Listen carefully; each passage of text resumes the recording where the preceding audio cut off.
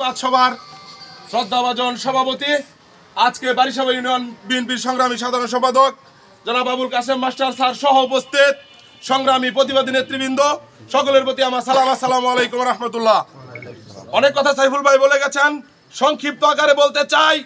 গত 4 তারিখের পর থেকে দেখলাম আমরা 17 বছর অনেক মামলা, জুলুমের, নির্যাতনের শিকার হয়েছি, কিন্তু আমরা মাস্ক পরে আর কম্বল মুখে দিয়ে কোনো মিছিল করি নাই।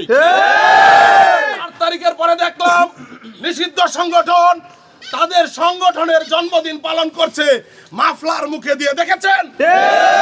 ওই সব দুষ্কৃতিকারীরা রাতের আধারে আমাদের প্রিয় নেতা শীতার্তদের মাঝে যে কম্বল বিতরণের একটা অনুষ্ঠান করেছিলেন, এর জন্য তারা একটা স্বাগত গেট বানিয়েছিল।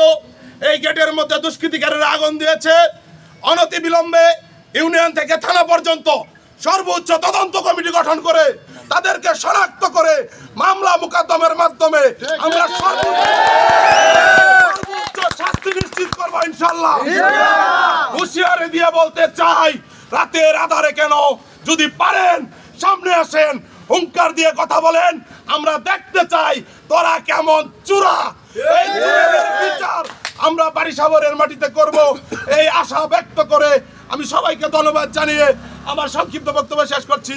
বাংলাদেশ জিন্দাবাদ, বাংলাদেশ জাতীয়তাবাদী দল বিএনপি জিন্দাবাদ, শাহ রিয়াজুল হান্নান রিয়াজ ভাই জিন্দাবাদ। সবাইকে ধন্যবাদ। আসসালামু আলাইকুম। এই মুহূর্তে আপনাদের সামনে বক্তৃতা নিয়ে